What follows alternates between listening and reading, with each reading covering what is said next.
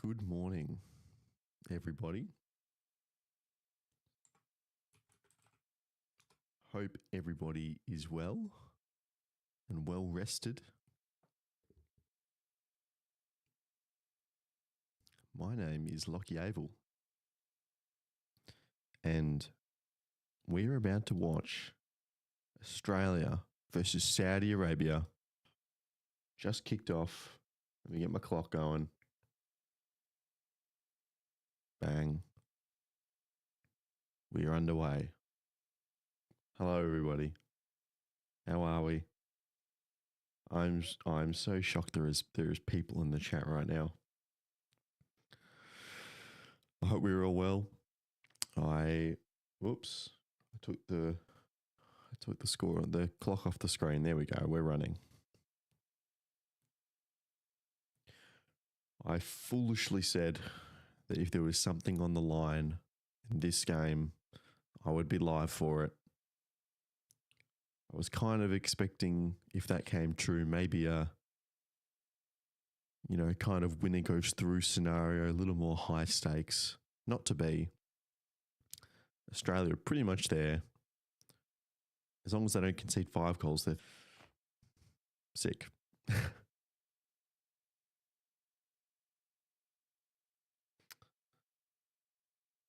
Hello, everybody. Clutch, Valen, Doss, Danny, Samuel, good morning.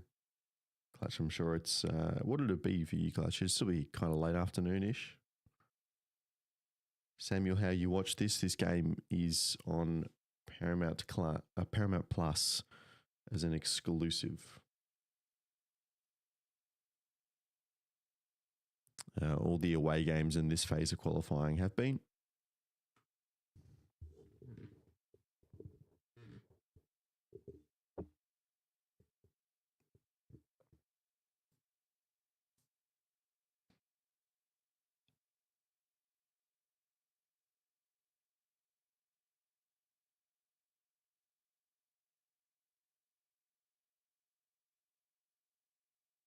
$11 a.m.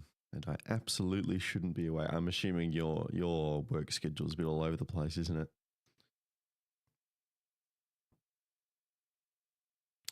You know what I've just figured out as well? Is that the way we could use these graphics is that we load them into a green screen. Good defending from Cam Burgess out for a corner. We use a green screen for those graphics, but it's also taken out the color of the Kingdom of Saudi Arabia. I wonder if I could do something about that.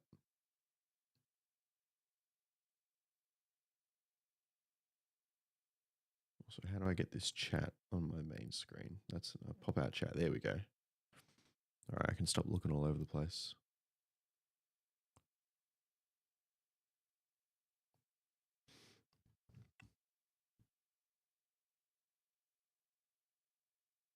There we go.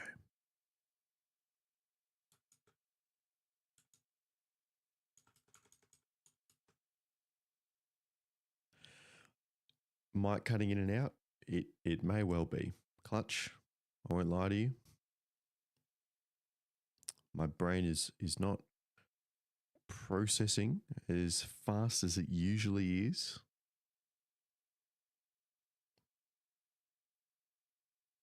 I think also the internet was just a little bit spotty coming into this.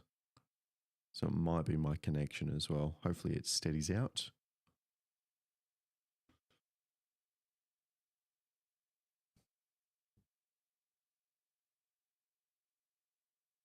Oh dear. There we go. Oh dear, that was loud.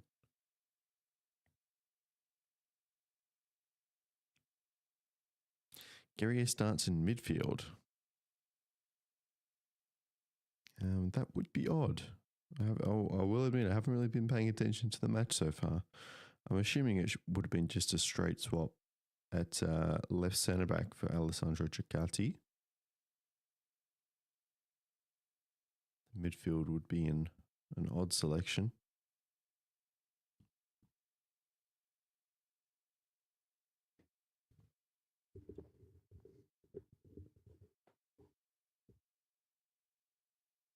Sorry if this sounds annoying. I just have to adjust this.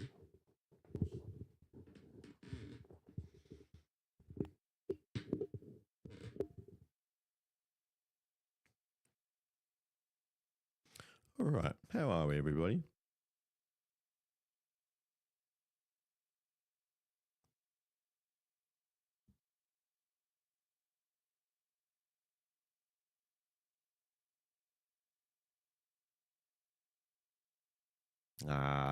The cardinal sin of taking the lineups off Google.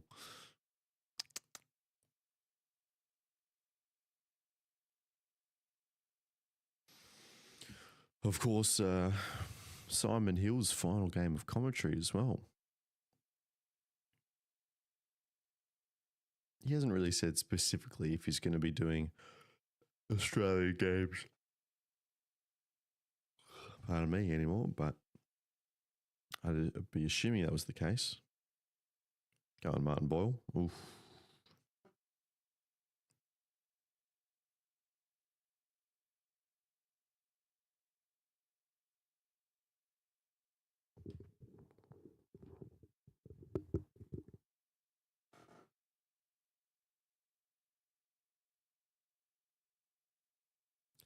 We do, Dus. We do.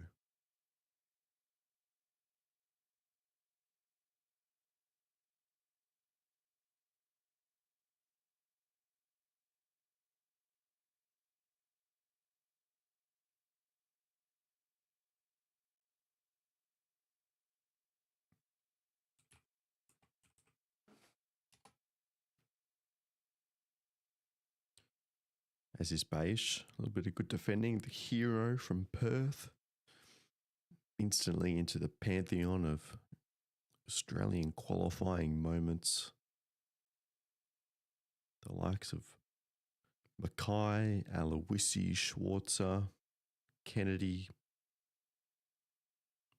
Jedinak, Bajic, Aziz Bajic, on his right foot no less. Astounding. Don't quite expect the reaction to that goal if we score again today. There are other people currently who are sleeping, and I wish not to disrupt that. I shall probably be joining them in about 2 hours' time.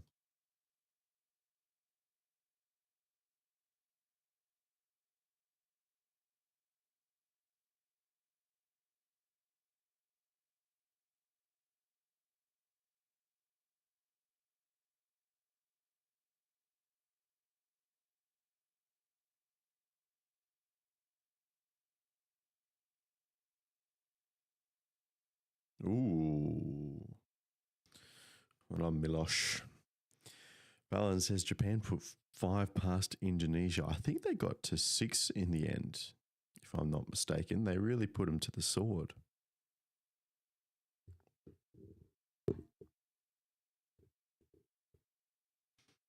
Which, for all of Indonesia's hype, kind of in international football circles, they really haven't delivered. I wonder what the standings are in the group.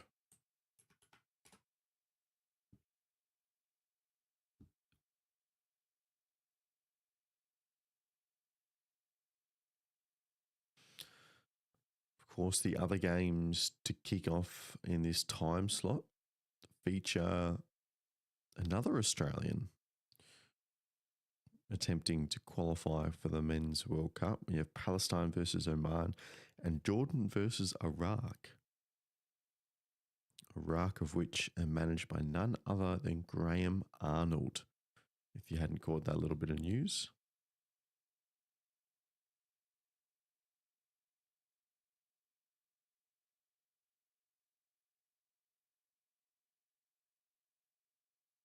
Quite astounding, really. Theoretically, they could drop out if they lost to Jordan.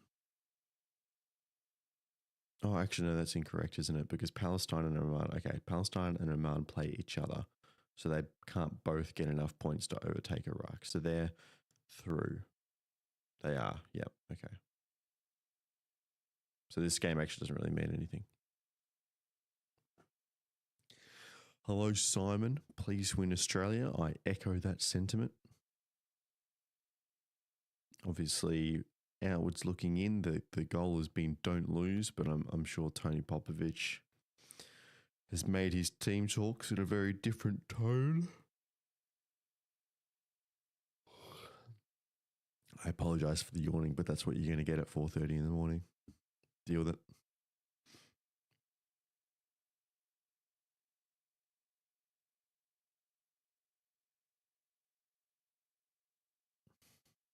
So the changes then, Mitch Duke in for Brandon Borrello, Patrick Yazbek for Ryan Teague, and Jason Guerrier for Alessandro Ciccati. I think all three players definitely made an impact in the second half when they came on. I think Duke and Guerrier absolutely. I was surprised by Patrick Yazbek. I also think Alessandro Ciccati should be playing no matter what, but I think there's also a world where he and Jason Guerrier can play in the same team. Preferring Ciccati potentially in the central position, but Miloš has been a real leader in this group recently, so no complaints really. And it's all about just getting through this game. Oh, he is not having it.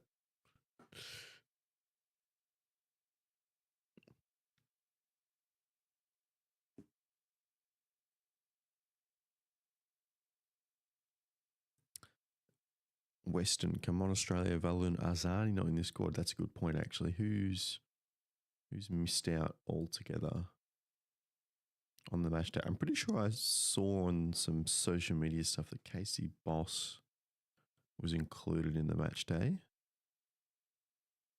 Borrello, Boss, Caceres, Ciccati, Gauci, Izzo, McGree, Rouse, Teague, Tilio, Toure, Truen. God, that's really testing my memory of the squads. Yes, you're right. Obviously, Azani, which is intriguing, actually.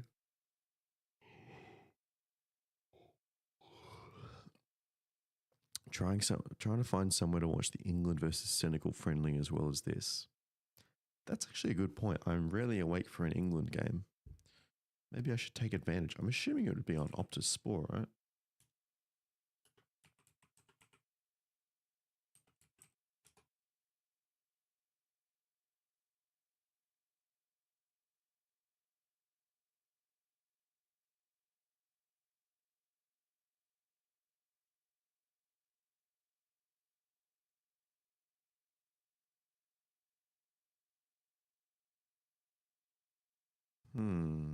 Internationals.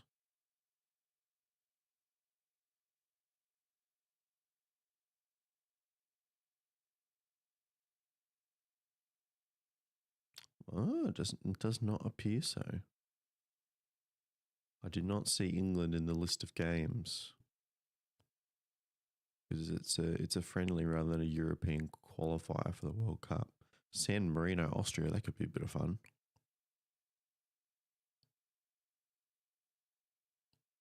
Yeah, it's a friendly.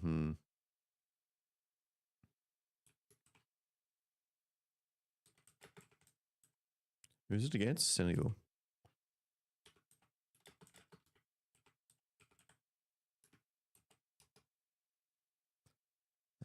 How to watch England v Senegal, Australia.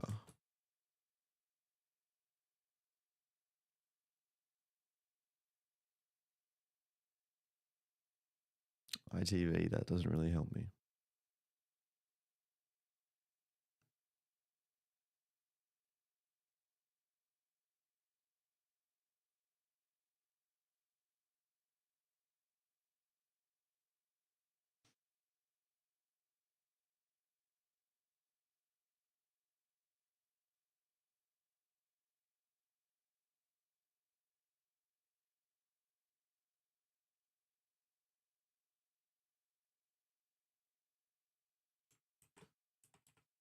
I wonder if you can access ITV. ITVX, the streaming home for all of ITV. I hate how fragmented the English football market is. Oh, there you go. England versus Senegal.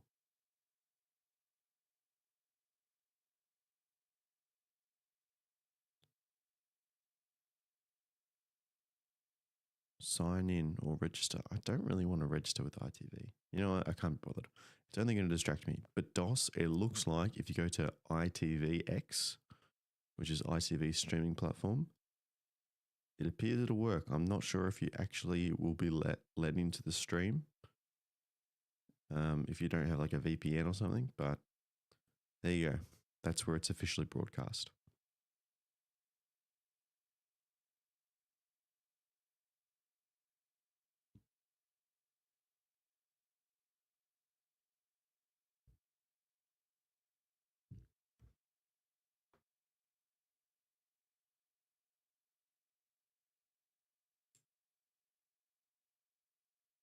Anyway, let's sign in on the football, shall we? I think we've got Martin Boyle standing over a corner for the Aussies.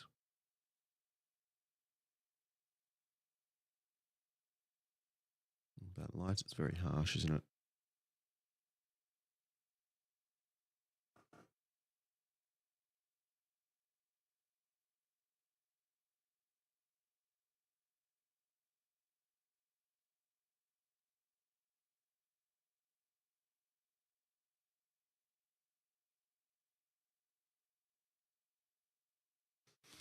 Good ball.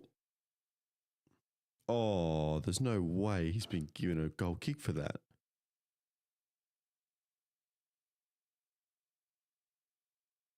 How is he given a goal kick? It's just gone. He's just headed it straight out. I know it's early, but boy, oh boy. I didn't see it that wrong, did I? Anyway, we move on. Matty Ryan, 100 caps as well. Also, clutch is if my ears microphone. Oh boy, hold on. Let me try that again. Australia are breaking though. The breakaway. Ooh, Martin Boyle across the face. That was a poor turnover from Saudi Arabia.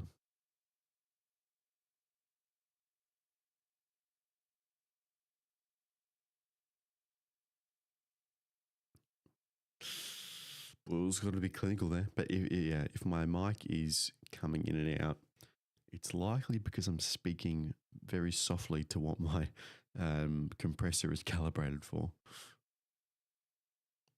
Yeah, Boyle miss.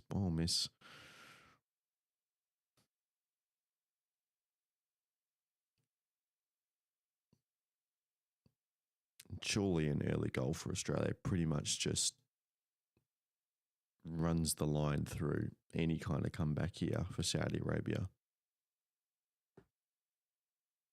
It would just be the killer blow.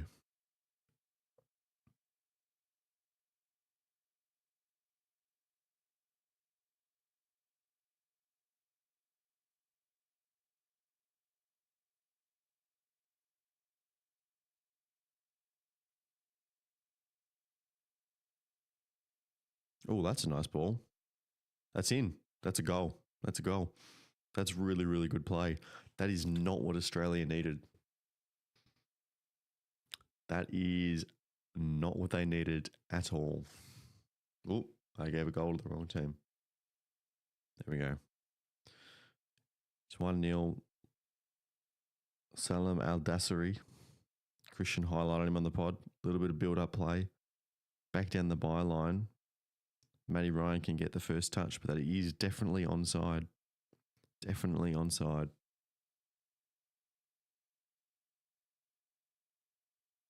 He doesn't know much about it by the time it's crossed the line. It hits his back heel and then it kind of scuffs the ball into the net. But it's a goal.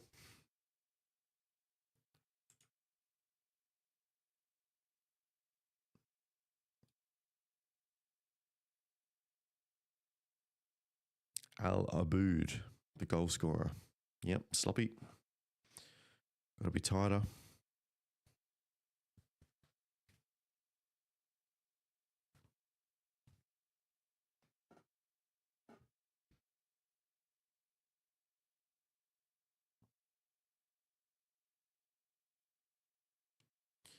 VR is checking an offside. I'm pretty sure the goal's clean.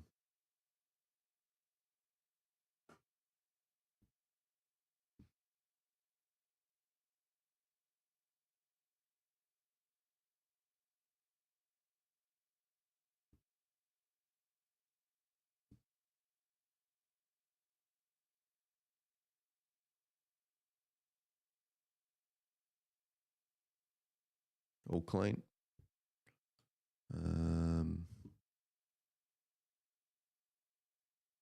I know that the pink border's just come up. I'm just trying to get the green back.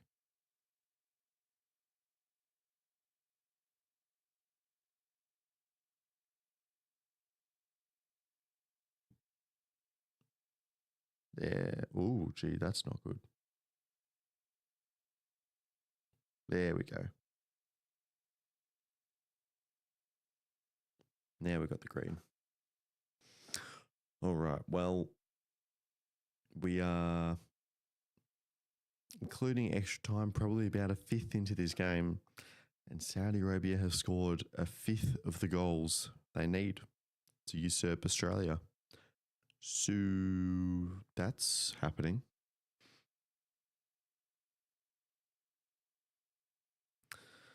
It was actually a nice goal, to be fair, Clutch.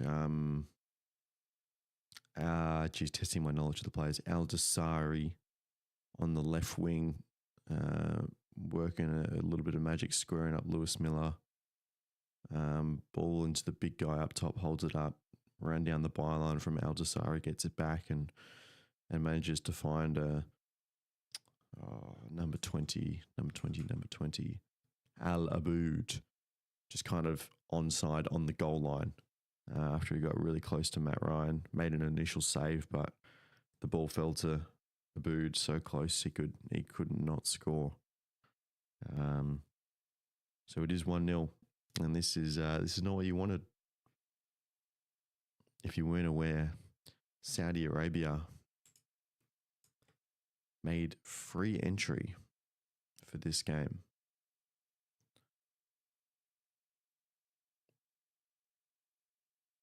So they flew the doors open to try and get as many Saudi Arabians into this stadium as possible and try and create a bit of a hostile atmosphere. The stadium is not full, funnily. I think there's Eid celebrations going on as well. All running behind to go. It's a poor ball for Metcalf.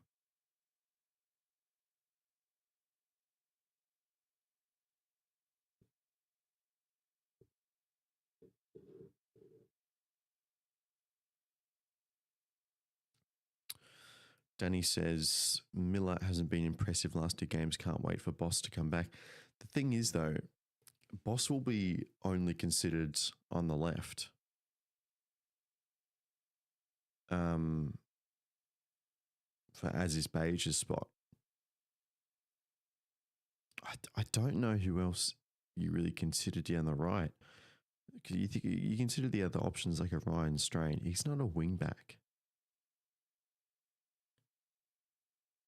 Gee, that's another ball in behind that's not been dealt with. And the offside flag goes up. She's a bit shaky. I won't lie. I think Miller's a good solution. I just don't think there are too many other options, and more so than the other right backs, he's been the most solid so far.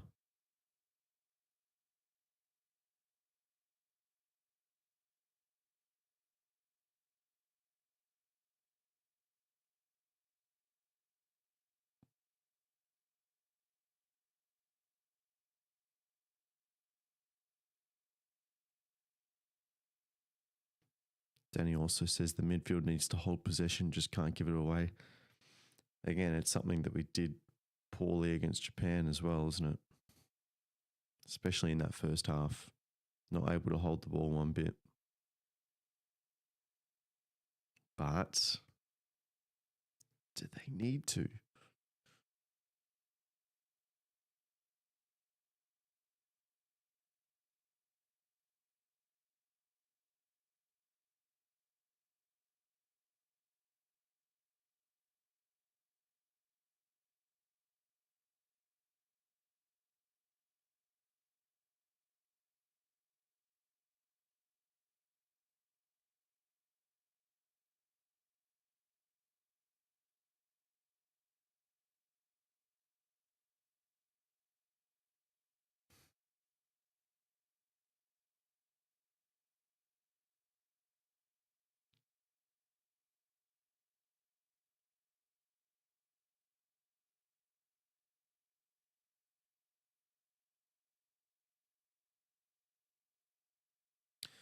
Is anyone from the A-League worth a look at right back?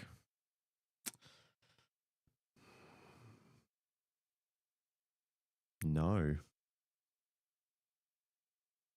I don't think so. Or that could be a penalty. Oh, wow. I will come back to that, Danny.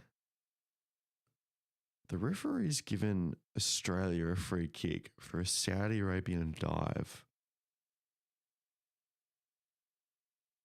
I think that's a penalty.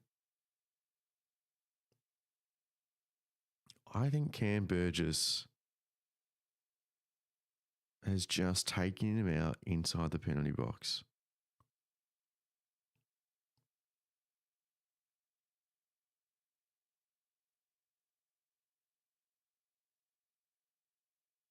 I'm very interested to see if this is checked by VAR. It's Alaboot again. He's in the thick of it. Remember, before this game, Saudi Arabia had only scored 6 goals in their 9 matches in this phase. It seems like it's been waved away, but they've already got 1.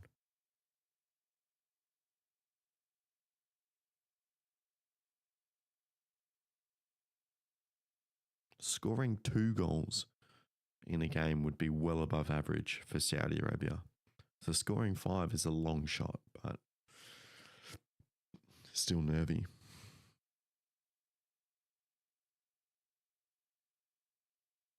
The thing is, Danny, if you're looking at a right back in the A-League, it's like, who are you even thinking? Nathaniel Atkinson is probably the best shout, but even then, he's not really a wing back.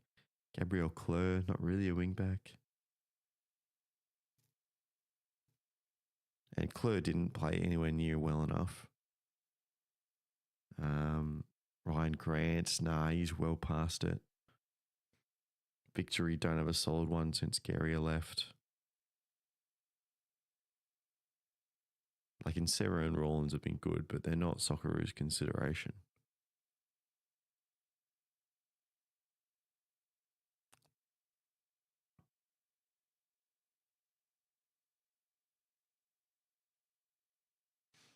G'day, Harrison. Burgess is making me a little nervous. Yeah, look, everyone's kind of looked shaky.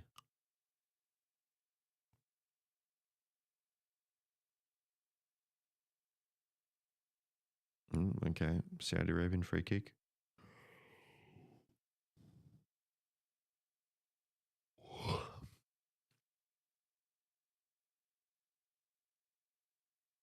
Oh my God, it's his own play that's collided into him. There's no way that's a foul. This referee, man.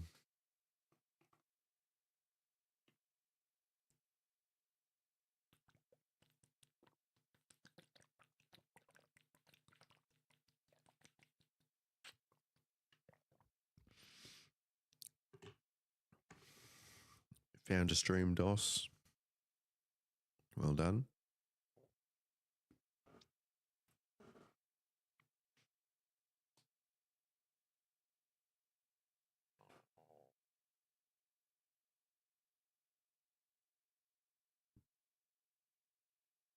Oh, I think that's a penalty. We've just seen the replay again. Cam Purchase does not take any of the ball.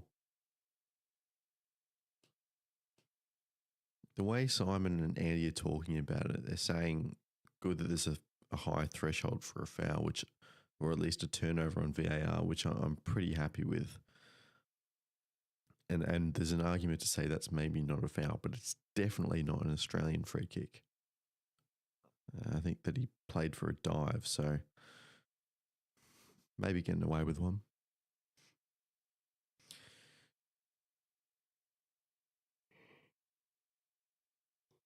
Ooh.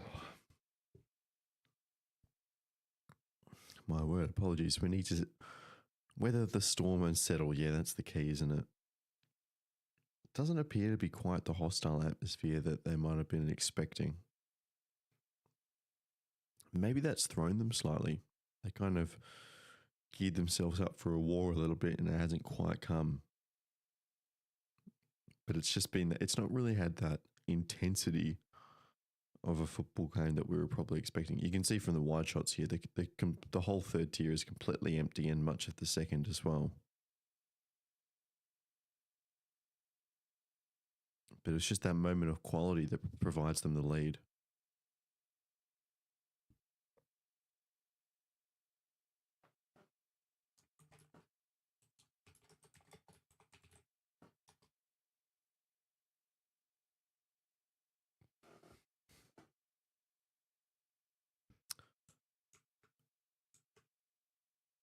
And a little bit of good news. We may have someone else hopping on at halftime. So it's not just me that you'll have to listen to.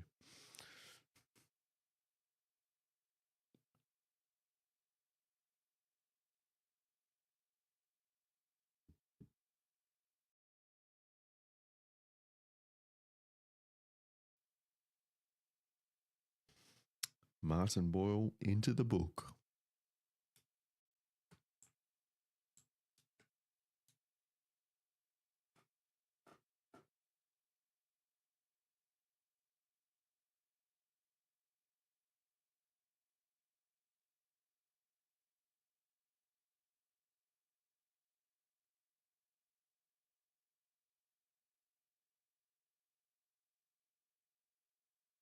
This is good from Saudi Arabia.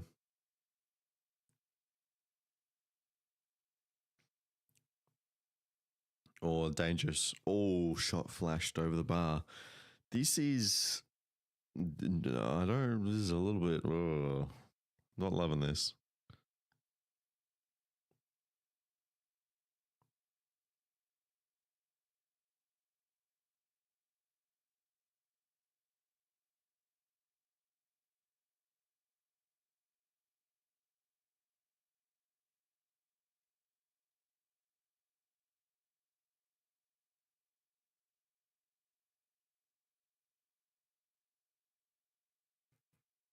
Lewis Miller is struggling early in this game.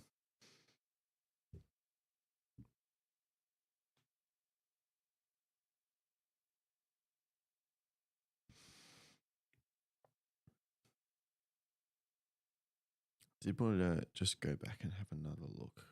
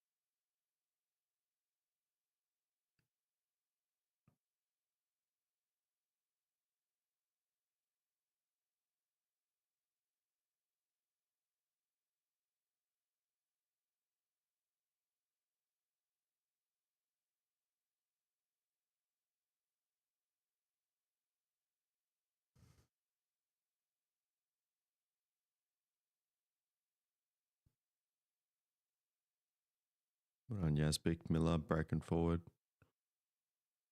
Oh, O'Neill. There's got to be something. How on earth is that a Saudi throw? Popper needs to take control of that midfield. The problem is, Danny, the way this formation sets up, we're always going to have less numbers in midfield. So it's very much a 5-2-3.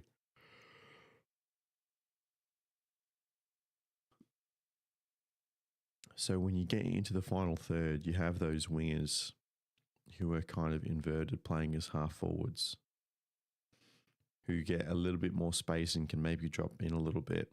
Oh, wow, that's another good ball. Saudi put it on the pressure. But especially in build-up, it's really hard with just the two-man there. In this case, it's Aidan O'Neill and Patrick Yazbek. You're playing, especially in modern football, a lot of three-man midfields. It's really hard. And Boyle's done really well to just beat his man there. That's a free kick. That's waved away. But again, that was a great ball, and Boyle's turned his man there, but he's got no support because that initial first phase, when you move the ball into midfield, you're going to often be short a number. Without Riley, Arzani, or Tilio, there's no one who can hold a ball or take on a player. I agree with the take on a player, but that's not necessarily an issue. Holding the ball is a big thing, and Valen, you're right, really missing Irvine. He's a big leader in that midfield group. I think leaving Ryan Teague out is odd as well.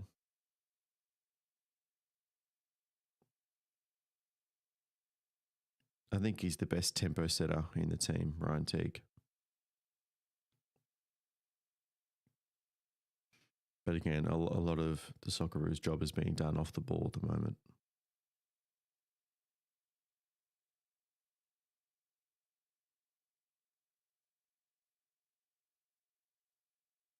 Go Baich. Just too hot a touch off the interception.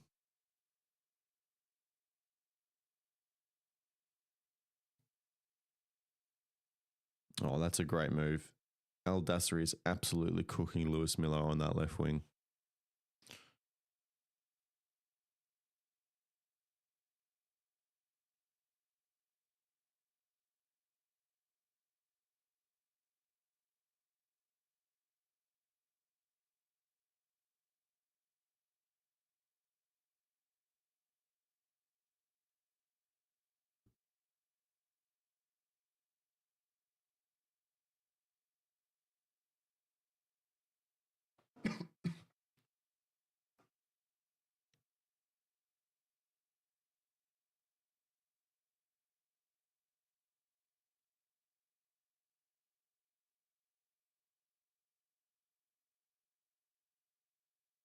Oh, major foul throw.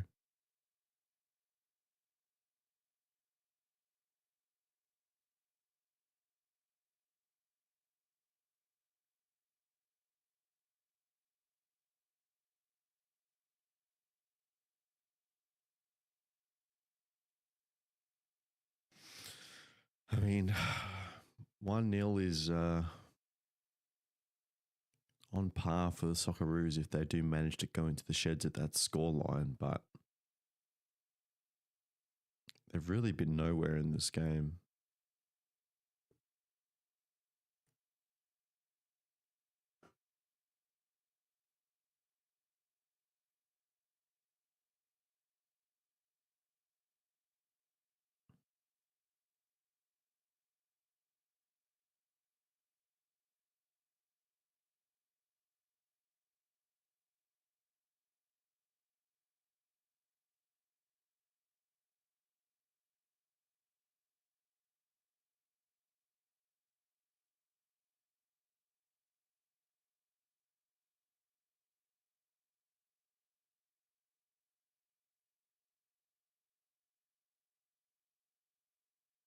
Oh, that's loose though. See, now Boyle's breaking forward largely in isolation.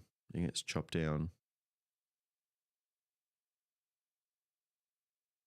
Harrison, I don't see an issue with Boyle playing on a yellow card.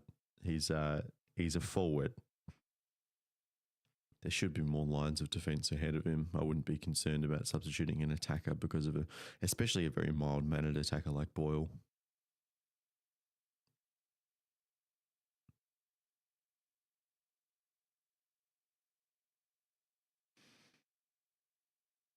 I think Boyle gets a bit of a bad rap, particularly because he's not too well known to Australians, but he's had a really good season at Hibs. He deserves his minutes.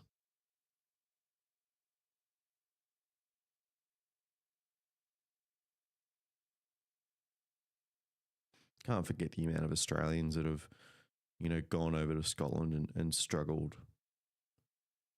And he's doing the opposite. He's thriving over there.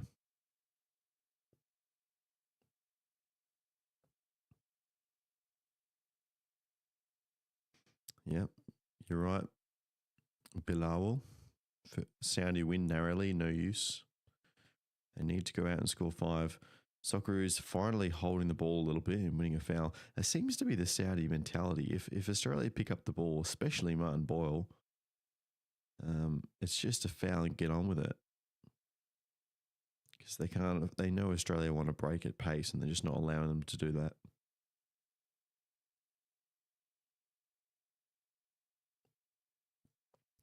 Danny says, reckon we have missed Falupale. Yeah, it's sad that he wasn't in the team. Obviously, his injury in the semi-final to Auckland. I really wonder how that's affected his transfer plans as well, because he would have undoubtedly been attracting interest overseas. Oh, what on, Juki? Go Metcalf. Yes. Come on. Let's go. Connor Metcalf with his first goal from Australia. That is, I tell you what, that is exceptional from Mitch Duke. That is exceptional. And surely now Australia's ticket to the World Cup is booked.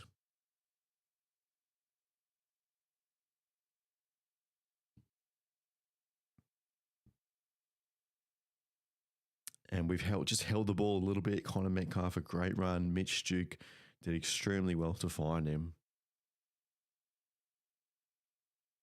And surely with halftime approaching and Saudi Arabia again needing 5 goals. Australia off to the World Cup, baby.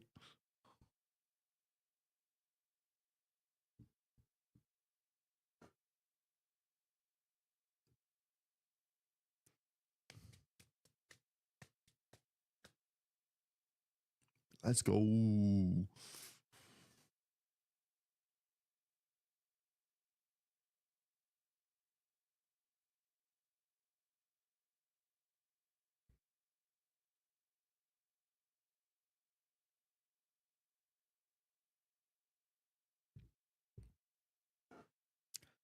Let's go. G'day, Azul.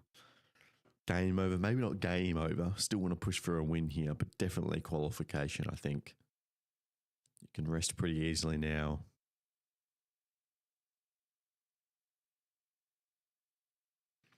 Saudi Arabia will be fine, though. In all likelihood, they'll probably actually host the group in the next phase, and you need 4 points probably against what will be lower ranked opposition from 2 games, and then they will also qualify. So it's a shortened 4th phase. It's just a single round robin with 4 teams in a group of all the 3rd and 4th place finishes, and there's 2 of those groups and the winners go through. So whilst they won't qualify tonight, Saudi Arabia, they'll still be in a good place. And of course, so would Australia as well. But to have automatically qualified, finally, it's taken a little while to do this again. So that'll be a relief.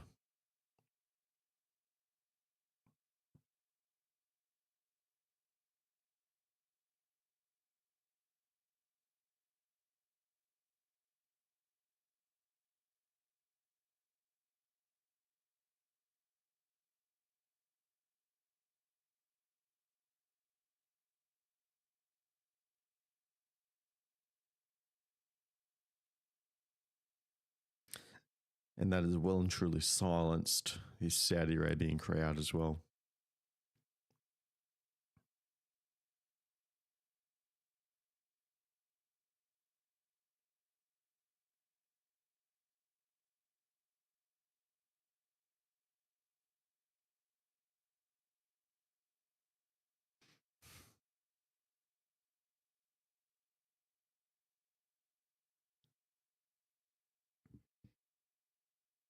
Wow, we have 30 viewers in here. What are you all doing up so early? Bloody hell. Watching the Socceroos, I guess. Fair play to you. That's hard, Yaka.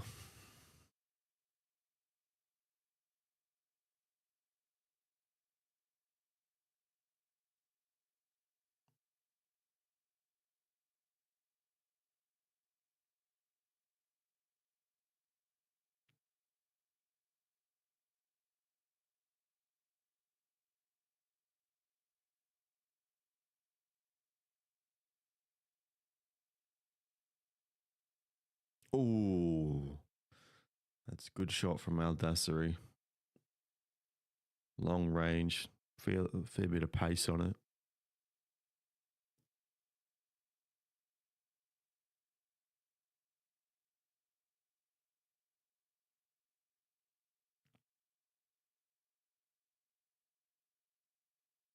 You feeling confident, Doss?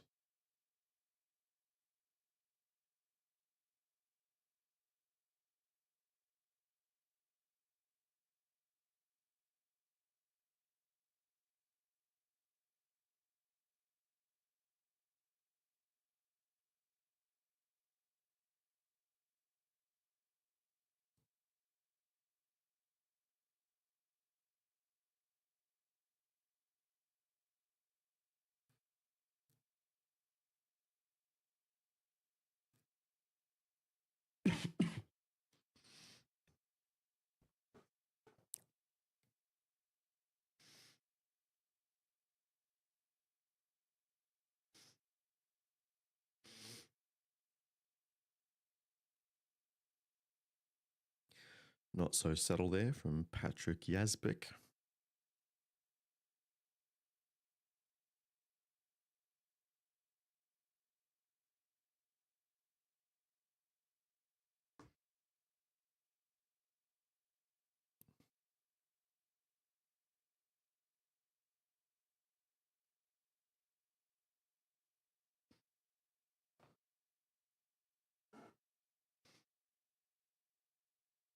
And that'll do it. Half time.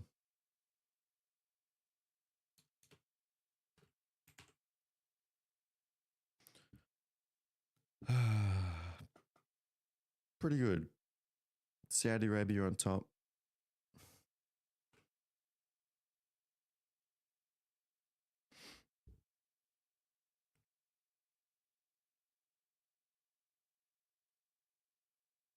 I think the Socceroos have been a bit jolted by the lack of the hostile atmosphere that they were probably expecting. And it almost kind of, they'd built themselves up for something and it probably hasn't quite arrived in front of them. And I think that led to a little bit of confusion early on, and there were a few shaky moments that were a bit discombobulated. And it really wasn't kind of the high intensity Saudi start that we were probably expecting. And in the end, it was just a moment of individual quality that scored them the goal.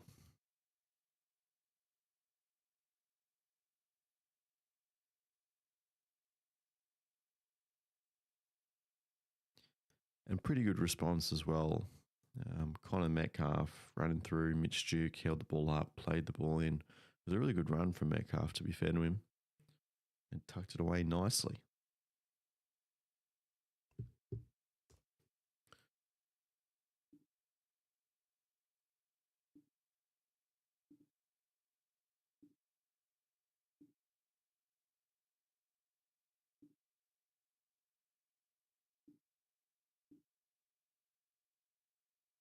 What are other people saying?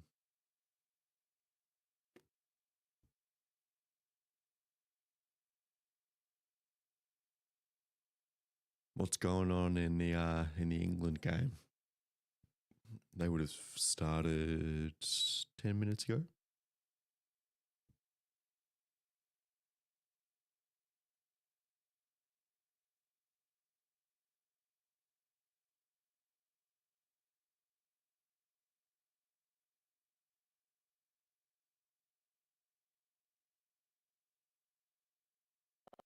Same possession numbers as we saw in Perth. That's a lovely. Man, that camera angle of the Duke pass is elite as well. Would I make some changes? I mean, I would have selected the starting 11 a little bit differently. Look, the only massive candidate to drag off, to be honest, is Lewis Miller at right wing back. Al-Dasseri's kind of been all over him, but again, you don't have really ideal replacements. Kai Rouse, I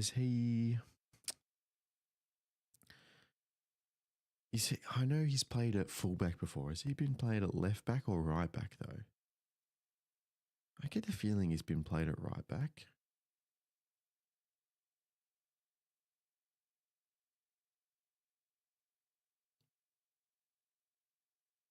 He's traditionally been played he's a central defender, I know, but in a pinch he has played wide before. 1-0 England, Harry Kane. Go on, Harry Kane. I think that's kind of it, Tony. There's no doubt that he's been second best to Al-Dasseri. Everyone else is what it is. Again, I wouldn't have started Yazbek. To be fair, I probably wouldn't have started Metcalf either, but he's got his goal. He's done well. I don't think anyone else I'd be worried about. Again, the game is in the palm of their hands at the moment. They don't need to do anything. It's on Saudi Arabia to take the onus. So let them make the first move and allow that ability to respond, I think, would be the preference. McGree must come on. Yeah, look, McGree is one of the players, if fit, he should absolutely be a starter. He does have a lot of fitness concerns. He only played 45 minutes in the second half of Japan game, and Tony Popovich said that was even probably 20 minutes too much for him. So don't expect to see McGree at halftime again. If anything, we might get 15 minutes out of him, but even that's a risk. So in a game that we don't absolutely have to really do too much, I'd be surprised if Popovich would risk him.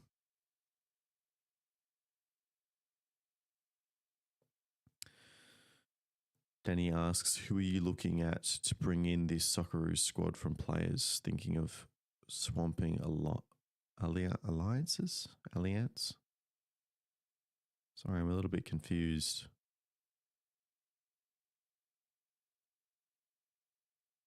In terms of players kind of on the edge of selection, I think straight away my brain goes to the likes of a Noah Botic. I think his form in the A-League has been really, really good, and I was surprised when he was not included in this squad. Obviously, the likes of Archie Goodwin would be there if he was fit as well. We don't really know how fit Noah Botic is, to be fair. He obviously didn't start the first leg of the semi-final against Melbourne City, but he did start the second, so assuming he's fit, he'd be the name. Obviously, Nicholas Milanovic, he was at the training camp, so fair play if you know they've seen him in the camp and decided that it'd be best for someone else. But in terms of players in this squad who could also make an impact, obviously Riley McGree, but that's just another fitness concern as well. Austria 3-0 versus San Marino already. That's sad. I think everyone loves San Marino, don't they? It's him. Welcome into the live stream. How's the game? Look, it's been fine, right? Like, As I said, Saudi Arabia came out probably not with the same heat and intensity that the Socceroos probably expected. The crowd has been lackadaisical. The whole third tier of the stadium is empty. Most of the second tier as well, and the first is spotty. So, despite the game being made free entry for everyone around there in Saudi Arabia, it's not quite what they were expecting. So I think that's throwing them. Yeah, Tony, you're right. Chikati, yeah. I think Jason Guerrier definitely earns his position. I think Chikati as well. It's also a fitness thing. I know that's kind of a boring answer, but he's only just come back from an ACL. So he's obviously done well. He's played 3 full games now, I think, since his return, but potentially 2 games in 4 days might have just been a step too far. But also Jason Guerrier came on and did really well in that second half. So in a world where everyone's fully fit, I'm probably playing both of them. I'm probably playing Chikati in the middle for his passing range as well, and then Guerrier out on the right. But again, there's never ever these perfect scenarios, is there?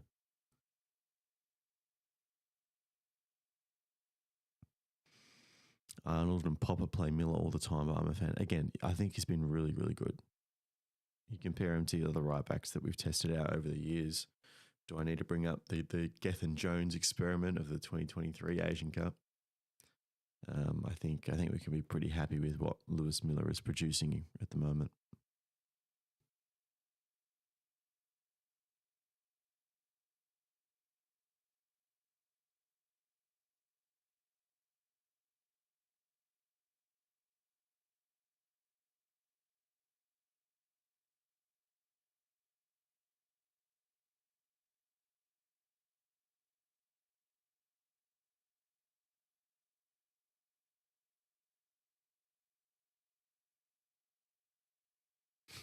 Robbie Thompson on the sideline for Channel 10.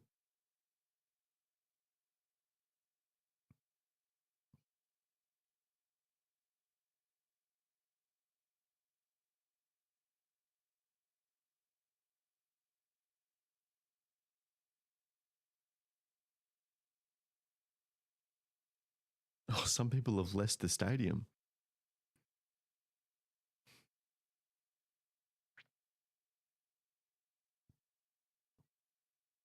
Wow, some leaving the stadium. Saudi Arabian fans leaving the stadium after Conor Metcalf scored that goal. That's crazy to me.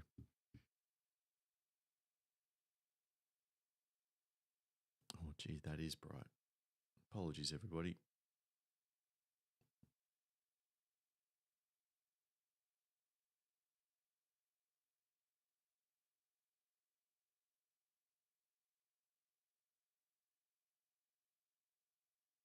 I tell you what, Mitch Duke, time and time again, has delivered for the national team. Time and time again.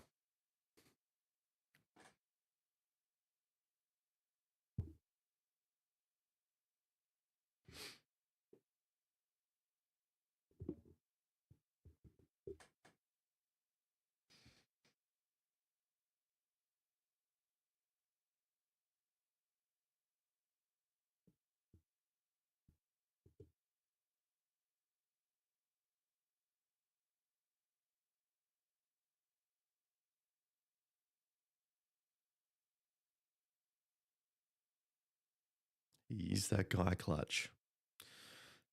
Much maligned, but I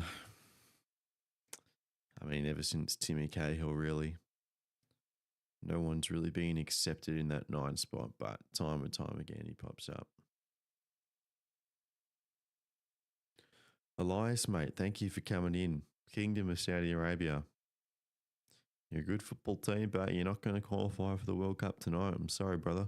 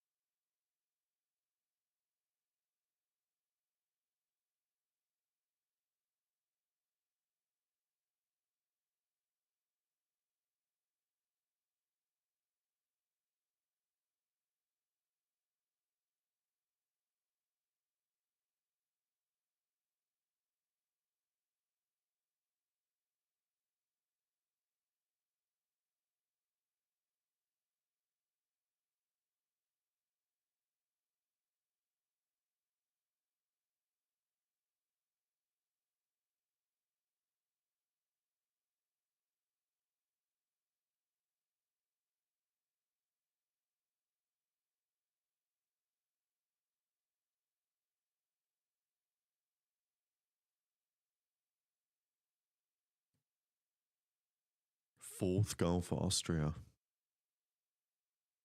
What else is going on around the ground? So I do a little around the grounds update for you.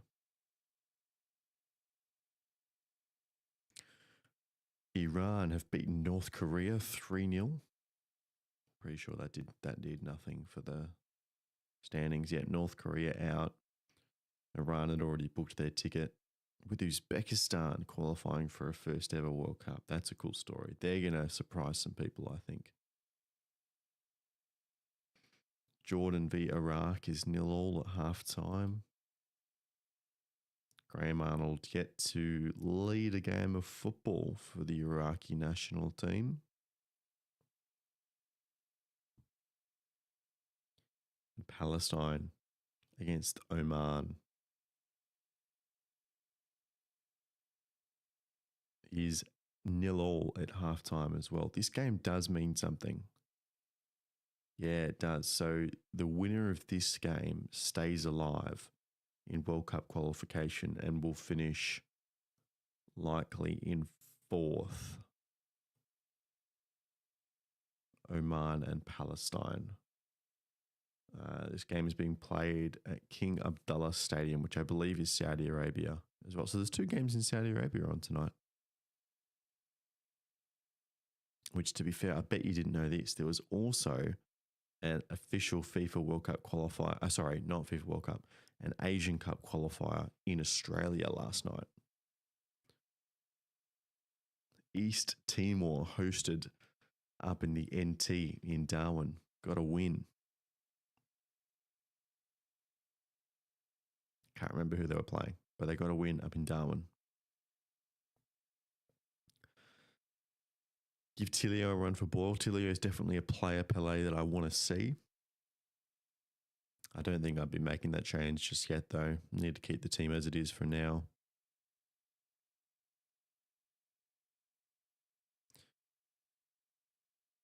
Bob says, I cannot understand why he didn't start with Chikati. Maybe that goal doesn't happen if Chikati is on the pitch.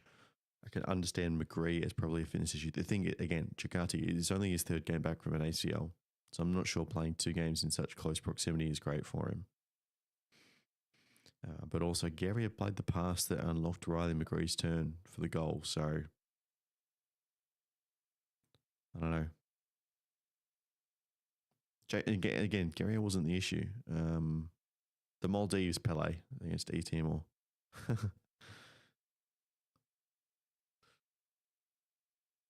Clutch says, how do you even know that? Oh, Timor-Leste. Is that the official title? I apologise.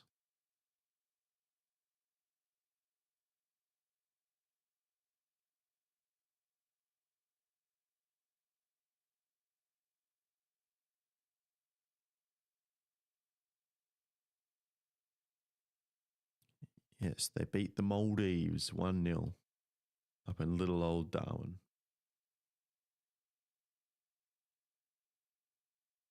Of course, it's so funny when you compare the different qualifying tracks for teams around the world. As we kick off the second half, the clock is running. That's all working fine. Yes. Second half underway.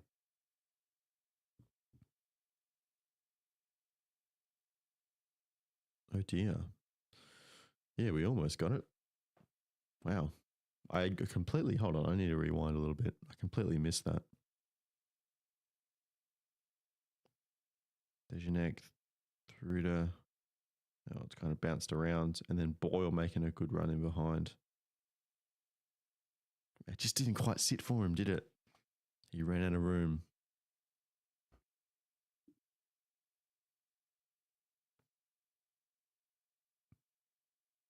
Tried to go up, but it's a good save. Swatted away. It's tough. It's tough. It's a good run, though. Very good run in behind.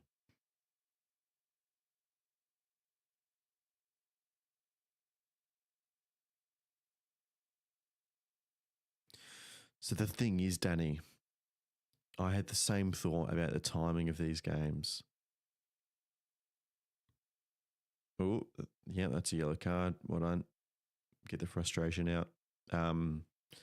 Obviously, you look at the Club World Cup.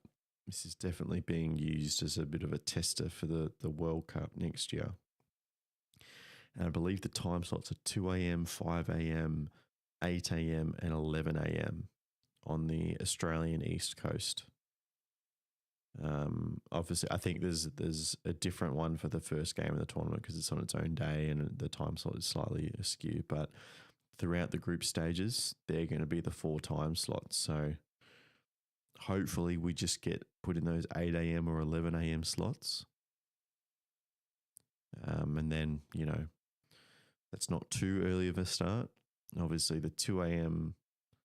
is really on the border of where I kind of just stay awake and push through. But then the 5 a.m. is killer. And 4 a.m. like this one, this is just killer because it does ruin the rest of your day as well. I won't lie. Oh, yes. And it's in. Australia have scored a second goal. It's Mitch Duke, who is surely now wrapped up man of the match honours as well. He has been absolutely massive for the Socceroos. Scored against Tunisia at the World Cup, and now he scored to take Australia ahead against Saudi Arabia, and now Australia surely qualified for the World Cup in North America. Let's go, Dukey. He set up the first goal, and it's a really, really good header off the set piece to score the second one as well. He's away from his man within the first second of the phase. Completely free header. The free kick whipped in by Martin Boyle. That is just clinical from Mitch Duke. Well done. Well done. Let's go. Get in.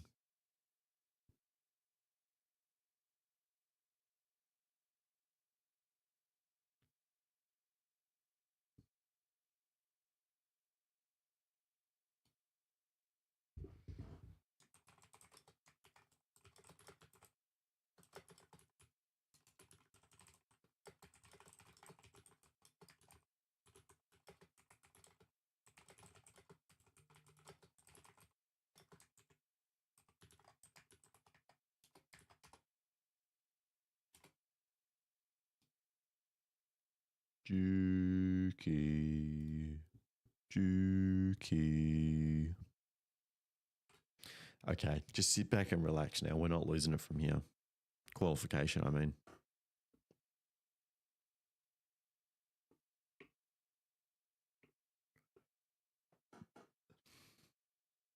This would be a really quality away win as well. It would take Tony Popovich's record to 5-3, and that being 5 wins, 3 draws, 0 losses, undefeated since he came in, which includes 2 games against Japan and Saudi Arabia, which is pretty insane.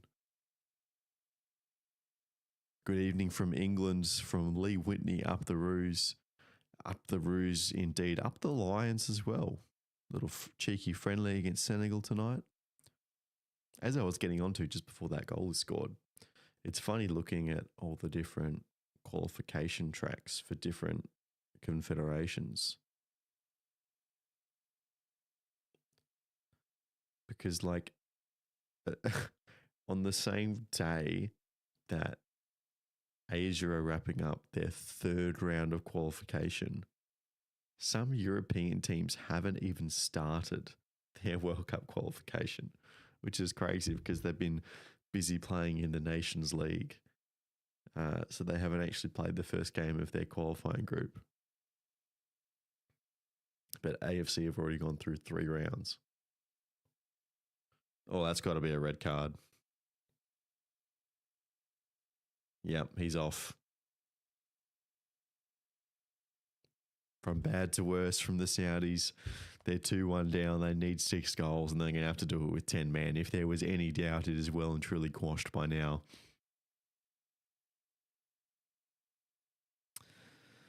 It is the day for the Socceroos, and unfortunately that will mean he'll miss the first game of a crucial 4th round qualifier for Saudi Arabia as well. It's a clear red card. Final man dragged down.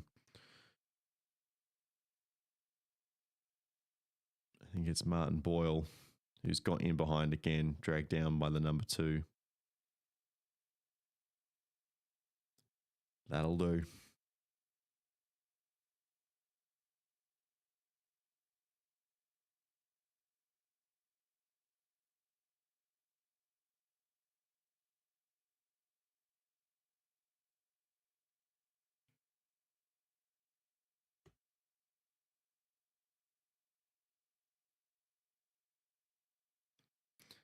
Yep, that'll do. Apparently there was an offside shout, which might save him. I haven't actually seen it.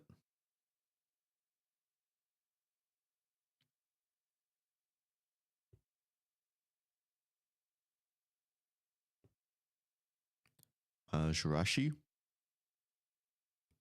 number 2 for Saudi Arabia. He hasn't left the field of play yet. I think he's just waiting for VAR to get the official tick.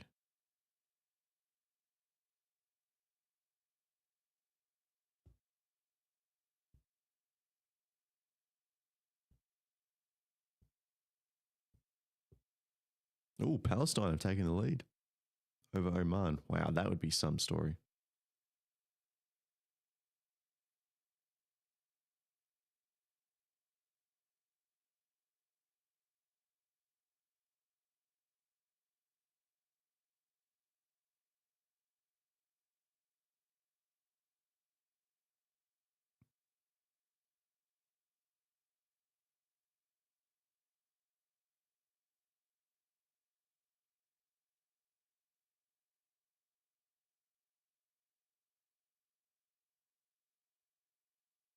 Why is this taking so long?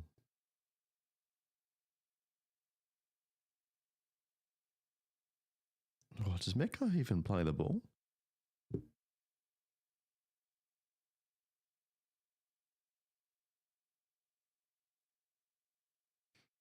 Come on.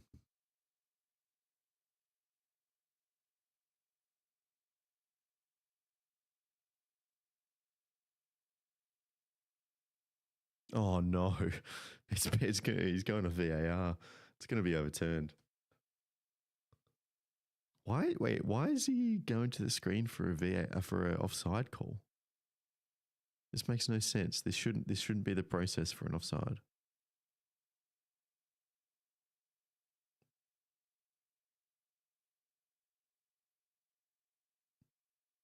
Are they seriously saying?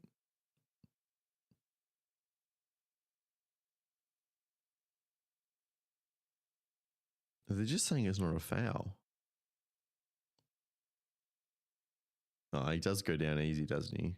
But he gets dragged on. Oh.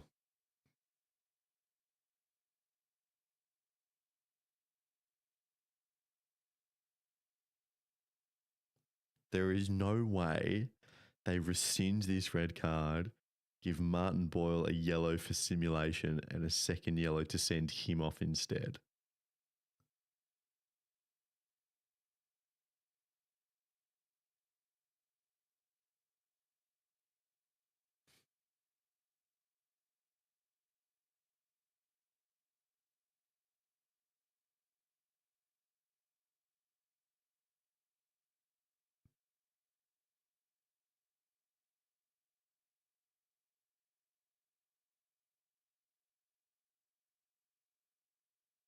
Looking back at this, I think, look, it's 4 a.m. I obviously didn't see it quite clearly. I think it's fair enough if you overturn the red card. Yeah. That's fine.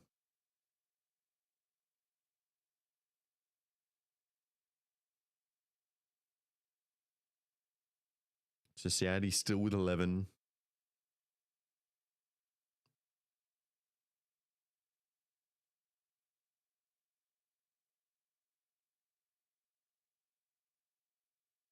Nah, Danny, I think that's fine. I think that was pretty soft from Martin Boyle.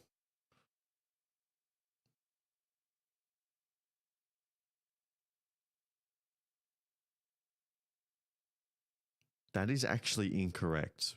I don't know if any of you are listening to the broadcast. Simon was just trying to explain that they can't give Martin Boyle a yellow card there for simulation. That's incorrect. The referee can do what he wants after he goes to the VAR screen. The whole issue with yellow cards and red cards for VAR is that a VAR can't create a review for a yellow card. But once the review has been created for any reason, a yellow card is within the discretion of the referee to apply. So the red card was the VAR intervention was for a review of the red card. But after that review is then triggered, the referee can do whatever he wants. So if he deemed there was no contact and that was simulation from Martin Boyle, he could have sent him off with 2 yellows.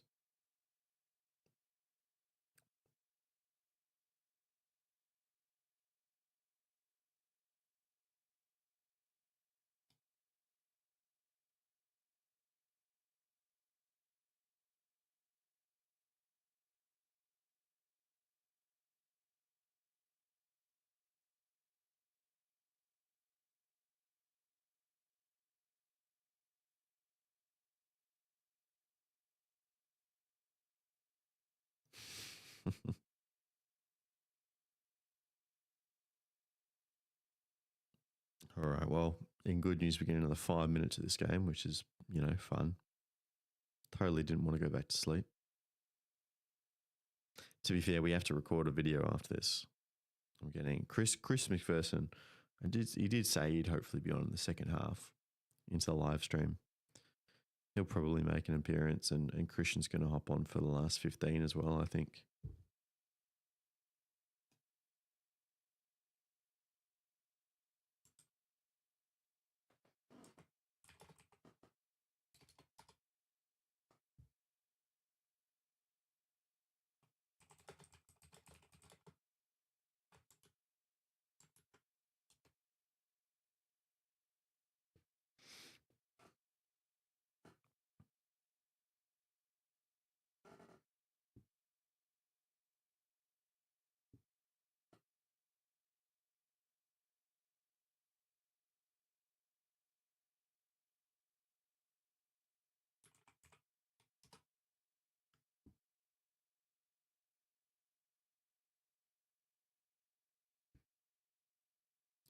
I'm absolutely amazed that there's 35 people in this live stream right now, just quietly. I appreciate you all being here. I hope you're having a lovely morning.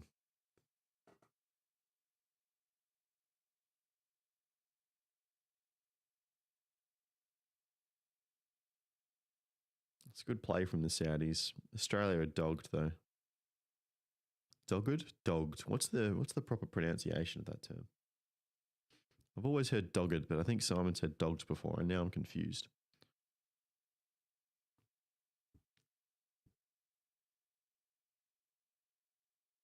Oh, that's very light. I'm just checking on how the YouTube is doing overnight. Quite well, actually.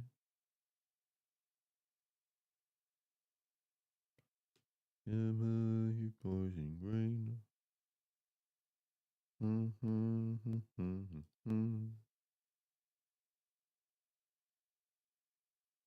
Of course, numbers somewhat boosted by the fact we turned the live stream on at 4 o'clock. Dogged.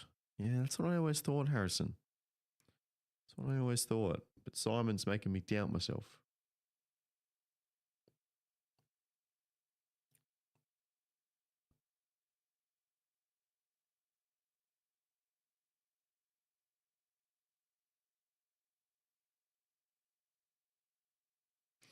I believe this would be Australia's first ever away win against Saudi Arabia in World Cup qualifying history.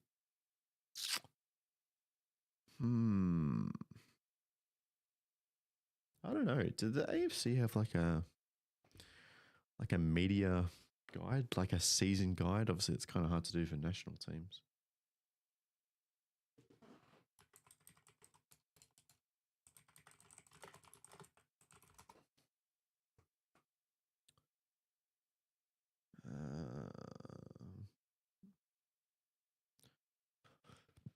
I don't know.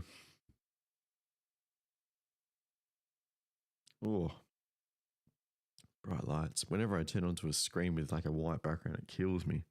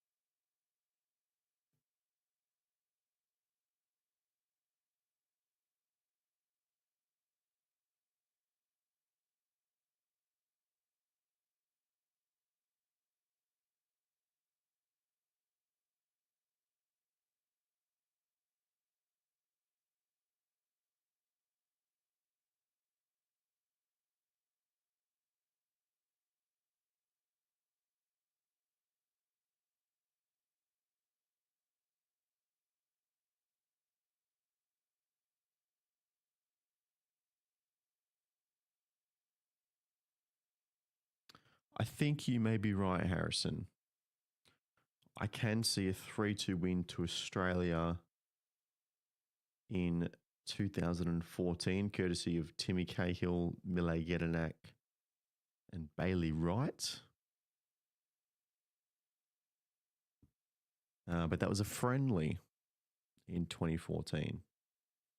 I can't see any World Cup qualifiers where Australia have won away from home.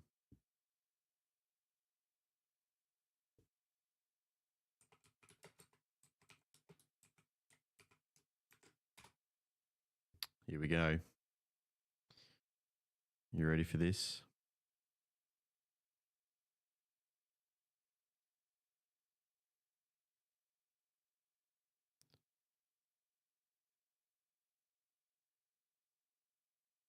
England 1, Senegal 1 at half time.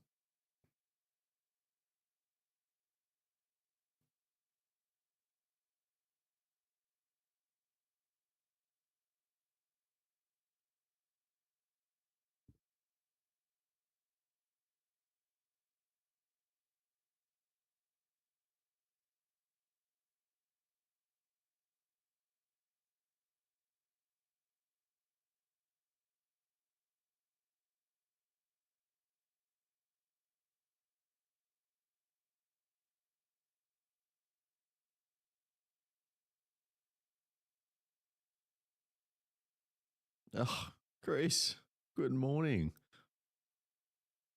Hello. Hello. Oh. You got me coming through.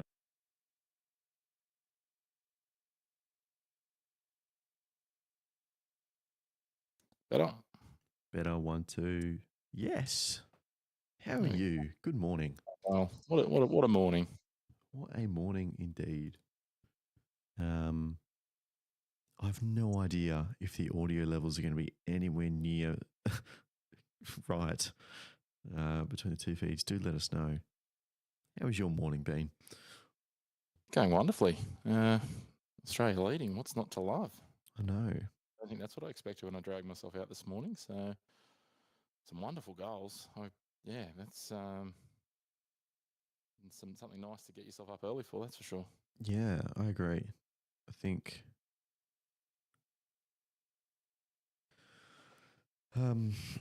sorry, mate. I'm all over the place. I've felt delirious at times, kind of just talking to myself for an hour this morning. I'm just still reeling from that first goal. That was, that's up there, isn't it? Like it's that pass in, like from the pass into Duke to Metcalf. Yeah, absolutely. So it's had a bit of everything though. So it's made it, as I say, worthwhile getting up a little bit early and jumping on and getting around it. So it's really the Mitch Duke silence the haters kind of game, isn't it? Goal and assist. Yeah. It'd be a nice way to, if it can remain like this, it'd be a nice way to seal off the qualifying round, right? So yeah, for sure. I mean, it's all but certain now. 6 goals, especially when they were down to 10 for a couple of minutes. Yeah, well, that's it. It's I think there's that piece though, right? It's if we can seal it off with a win, not just even if it finished a draw now, I think there'd be just that extra little bit of icing. To finish it off, and it'll continue that record that despite some drive-bys that Popper's now turning the ship around. Well, I mean, since he's come in, that'd be, we were going through it before, I think 5 wins, 3 draws, no losses, which includes 2 matches against Saudi Arabia and Japan. So that's very impressive. Would have taken that, wouldn't we, if you offered it to us when he signed up and said you go 8 games without losing? I don't think anyone would have even questioned who we were playing against. No, that's a pretty impressive record, and he'll have that in competitive matches going into the World Cup as well. Yeah. So that's going to be interesting. And we just see how it shapes, but at least it's no progressing to that or regressing to that next stage of qualifiers, which is nice weight off the shoulders. It is, yeah, finally to be automatically qualified. Saudi Arabia will be fine, though. They'll get through. Surely. Be some sort of scene if they didn't with the expanded qualification, wouldn't it? Yeah. Oh, good save. I don't know if you've seen, but Palestine have just scored to go 1-0 up over Oman as well. So that's a game that will decide who makes the next round in 4th and 5th in that group, which would be an amazing story. Yeah, right. It's running same time, isn't it? 'Cause we've got it and Jordan, Iraq as well, which I think scoreless still, last I saw. So Yeah, I think so too. it's been Graham Arnold game. some scenes in some recent qualifying games in different stages. I know Matt was all about the that East Timor result yesterday, so that was Yeah. it's quite weird though when you see that there's a game fixtured for qualifying for a top tier tournament and it's at a rugby league and a stadium that is called a rugby league stadium in Darwin. Yeah, absolutely. Apparently.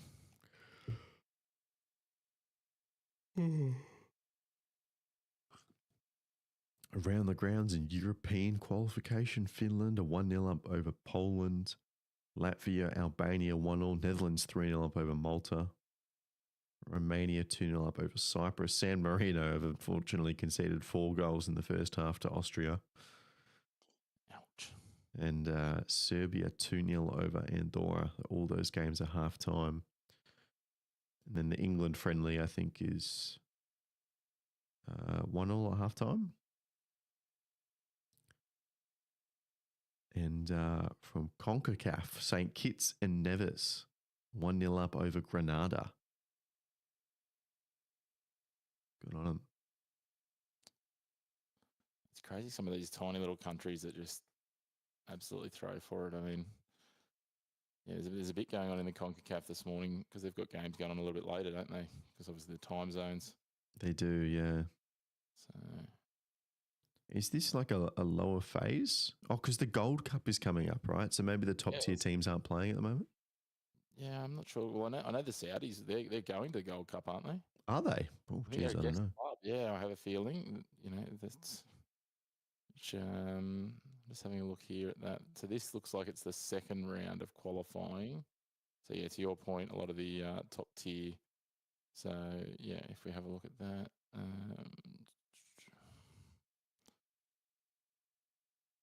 Yeah, there's a lot of wild countries in here. Yeah.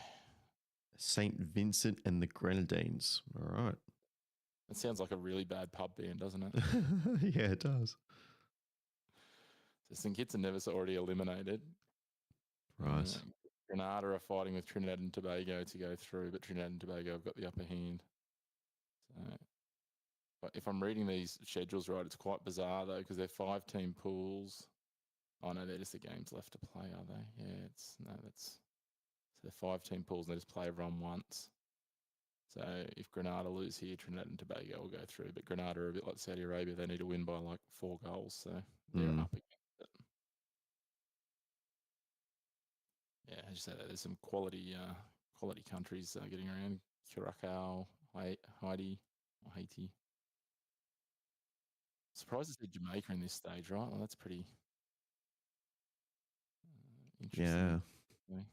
I mean, they've had some issues with some of their high-profile players, right? Obviously, it's, I think, Leon Bailey coming from club football and then to the maybe limited resources of Jamaican national team football was a bit of a stretch for him. Yeah.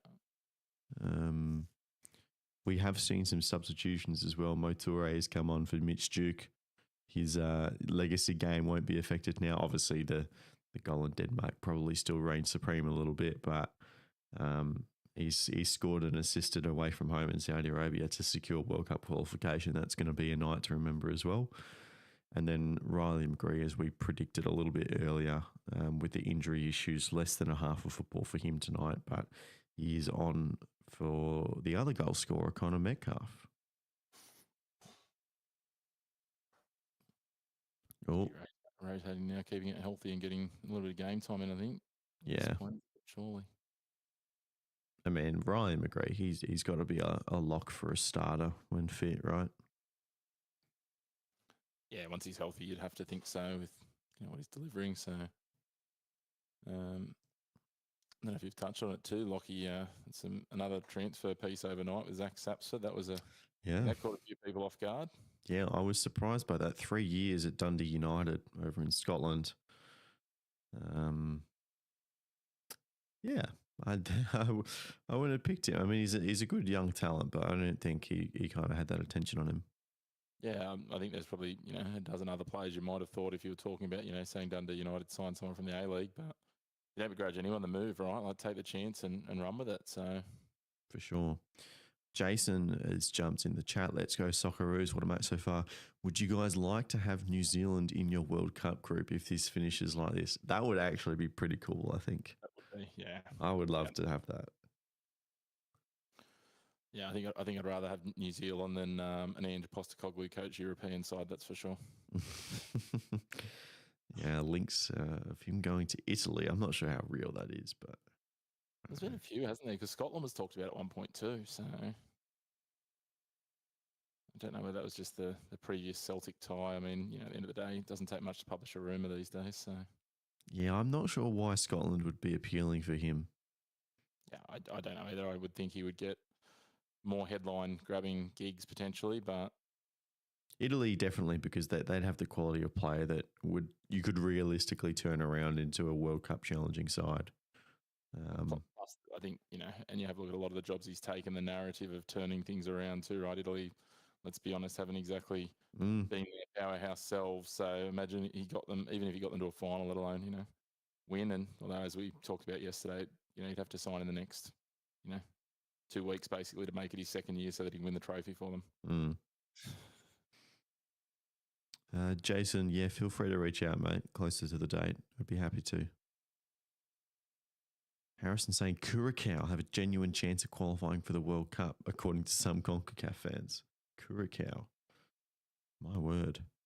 Well, they have gone through to the next group, undefeated in their pool so far. They've won 3 of their 4 games, so they're guaranteed to advance. So then they go into the next stage, and they go into pools of 4. There's 3 pools of 4. 4 of them, the top team in each pool will go through from there, and then the second teams, the top 2, go into the interconfederational playoffs. Right, which is of course this new playoff tournament now that FIFA have set up. But as I say, they've they entered this as they've got, what do we say? So 3 automatic qualifiers and then 2 go through. They entered this phase as the 7th highest ranked team. So it's not impossible, but yeah, you'd think the likes of maybe a Panama or Jamaica and these sorts of teams might be in front of them in terms of the expectation. Even Honduras, we know we came up against them in qualifying playoffs previously. So wait, so Curacao are already in the 3rd phase? Is that what you're telling me? That is correct, yeah. So they're qualified through because they are 3 from 3, as is Haiti. Oh, right. I see them in Group C, yeah. They will play each other in the final playoff game. I see. Sorry, the final qualification for this round, but they're both on 9 points already. The most anyone else in the group can get is 4. So fascinating. So they'll play this morning at I'm assuming this is another region that has benefited a lot from the 48-team expansion, right? Well, not only that, when you have a look at CONCACAF, you've got obviously, automatic qualifiers with Canada, Mexico, and the US. So when you come through to qualifying, because of the hosting rights, you've got the top 3 countries basically have already gone through. Yeah, that's true. So it does. I don't know how that impacts the direct spots, but you've then got at least 3 direct spots that are going to go through. So you'll have 6 CONCACAF teams. So it'll be interesting to see, but yeah. Rolly Benavazia. Really, Harrison? That's a throwback. It is. You see another sub there as well? Yeah, Ryan Teague on for Yazbek, I think, yeah. Yeah. Oh, and Boyle for Tilio. Here we go. Marco Tilio in his Socceroos shirt again. I don't see Bonavazia on this list.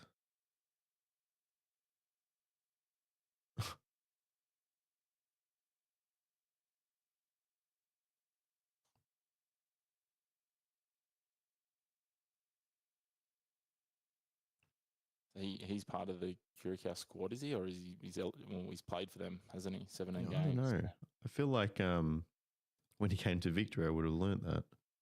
Yeah, he's definitely played for them. I just had to pull that back up. So whether or not he's in the squad for today, but anyway, we love those tie-ins, don't we? Yeah.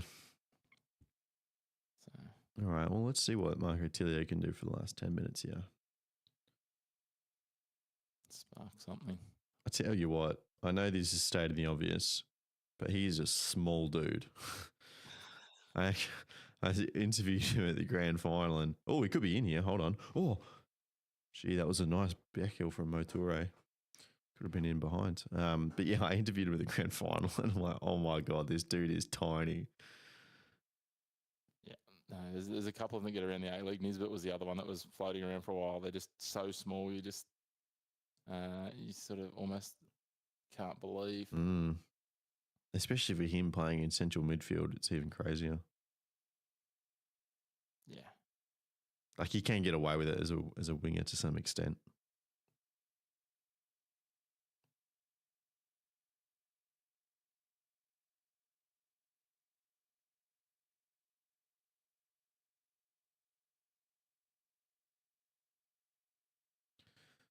I will say my attention towards the actual game in front of me has been dragging slightly, but it appears that Lewis Miller's done a little bit better of a job in the second half because he was getting rinsed in the first. He was having some challenges in the first, wasn't he?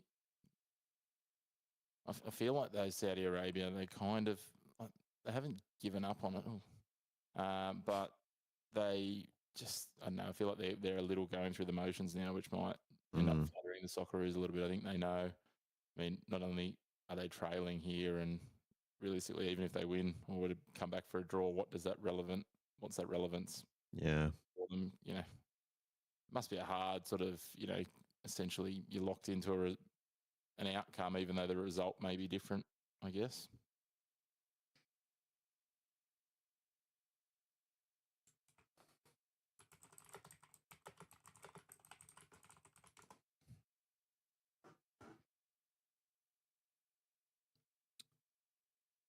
So here you go. So for the slot allocations, Oceania 1.5, CONMEBOL, which is South America, 6.5, which is, I think that's not an assessment of quality. That's simply an assessment of how many teams there actually are, because there's only like 12 teams, right? 12 to 14, something in that range. What was that for South America for the World Cup. So there's that, and then CONCACAF, 3 direct slots plus the 3 hosts and 2 playoff spots. So yeah, obviously Mexico, Canada, and the US already qualified, and then 3 more on top of that. So of those teams that we were talking about in that second phase, are there any direct entries into the third phase? So talk on CONCACAF? Yeah. So no, so the top 2 from each of the, what do we got, A, B, C, D? Oh, sorry to interrupt, but Saudi Arabia have been awarded a penalty. Salim Al-Dassari. Yeah. Again, I have simply not seen this, so I won't lie. Oh, yeah, he's been, he's been their best player for sure. Contact to the edge of the box, Guerrier. Oh, jeez. Guerrier dives in. Does he play the ball? He trips him after the contact. Guerrier does play the ball, and Al-Dassari trips after it.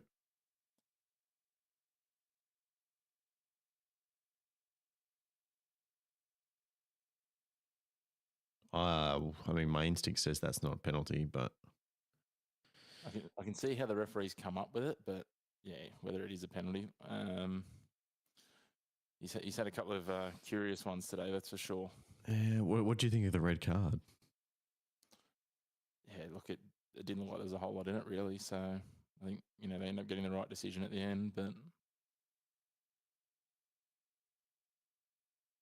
I wonder what the threshold will be.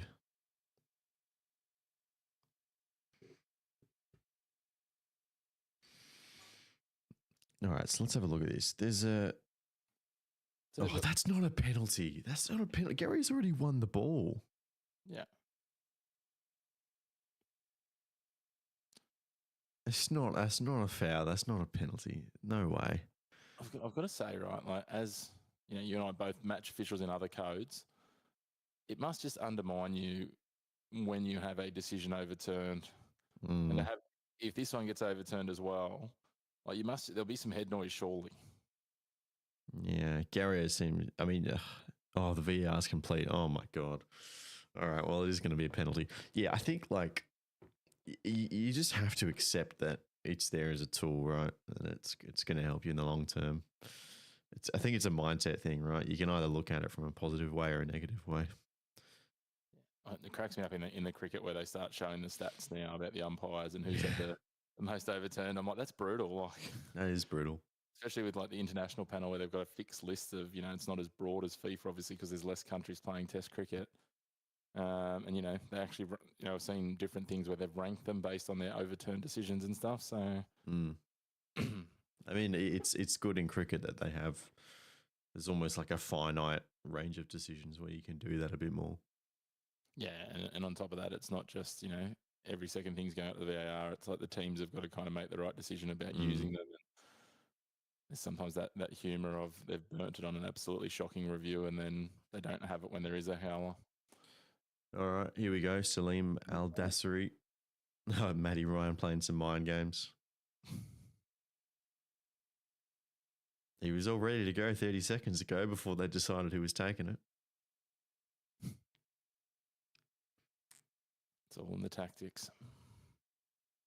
Well, the significance on this on world qualification is minimal, but on the game tonight, it could be the difference.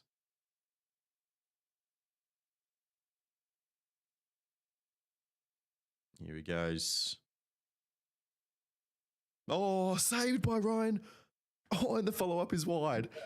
Oh, my God. Queens. Like what they say sometimes, Lachie, that's just a little bit of karma, a little bit of justice, maybe. Ball don't lie. Yeah, I can see you in the chat now, Clutch. I tried not to look over too early. But wow, Matty Ryan. That is a great penalty save. I'm not sure how the follow-up's an open net. Yeah. He's missed that. He's just sprayed it across the face. Renard looking very, very crushed about that. Wow. And could Australia earn their first ever win against Saudi Arabia away from home in an official World Cup qualifier? Tell you what, we're breaking some streaks in the last week. Oh, that's a great save. It is a great save. Wouldn't it be something too, like in a game where we didn't need to win, that we actually still won? Yeah.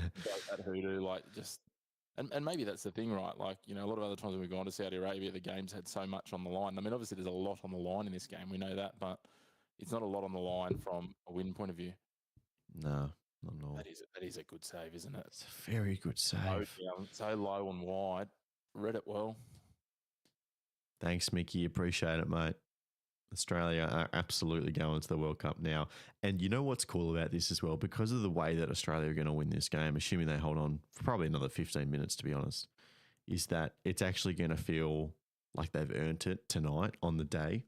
There was a real danger of even a loss, like a 2-3-0 loss. If Saudi Arabia kind of got close, then it would feel a bit poor. Or it's a good ball, but a cut off by Bajic, offside anyway. That at least they've gone in and they've actually looked like, again, if this score holds up, it's going to be a hard-fought win. And that'll make the celebrations all the sweeter as well.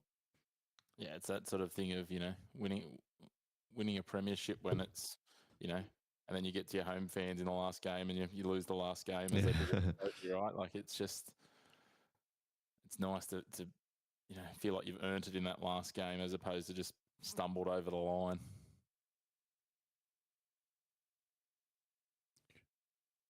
Could probably make a cheeky little Canva post, couldn't we, eh? Get amongst it. Australia tickets booked.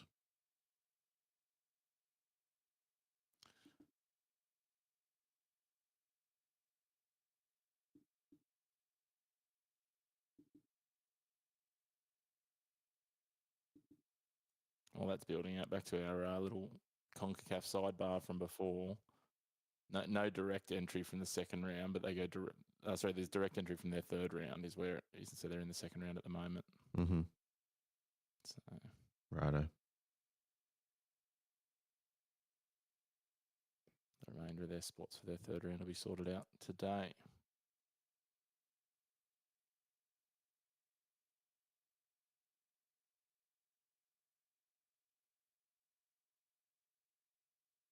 Oh, of course. JR wants us. JR's awake. JR is awake. Yes, he messaged me a moment ago to say that he's going to set us a link to sort out the other side for our other show. So we show into show into show. It will be. You know what's annoying? We don't have any great selection of photos in the new kit yet, which is unfortunate. Oh, well done. They're appealing for another handball penalty. Just watching it back now. Oh, he's copped Milosh in the throat there. Pele saying VAR tonight have shafted Australia. The Saudi red card should have stood and the penalty should have been overturned. Imagine if we had missed out on the World Cup because of those two decisions. I don't know. I think both decisions were wrong in real time by the referee, but I also think the red card was probably the only one with I think the Regeria one had enough evidence to overturn as well. I think that's probably the mistake from VAR. Yeah, I'm happy with them overturning the red card. I think the Regeria one is probably a blemish, but at the end of the day, I don't really mind if the score remains like this at the end of added time. I'll wear it. At the end of the day, you win some, you lose some. Hopefully, we get one back in key World Cup game. That's when one of those breaks falls our way. Absolutely.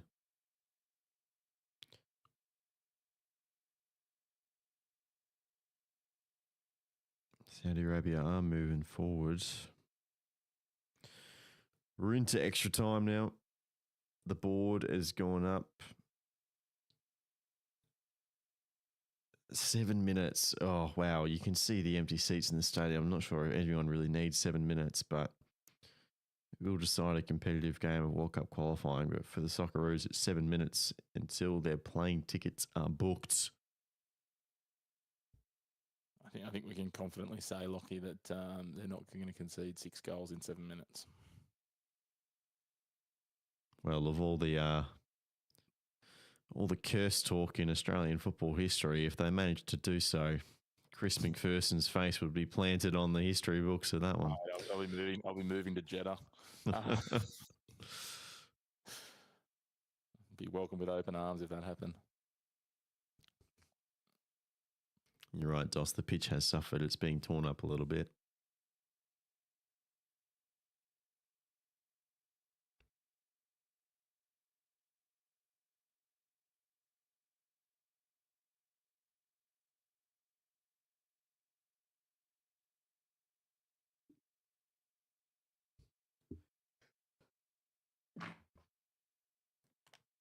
Ooh. Bless you. Thank you. Did even see Christian pop in a cheeky message saying he might pop in a few minutes. Just in time to celebrate. Absolutely. Clutch says 6 goals in 7 minutes. I'm never watching this sport again. Could you imagine the meltdown? Anyway, it's not going to happen. Not going to happen. I think there'd be enough of a meltdown if we lost the game from here. Don't worry about that. But that's just the negative voices in my head from past traumas. People, don't stress. Just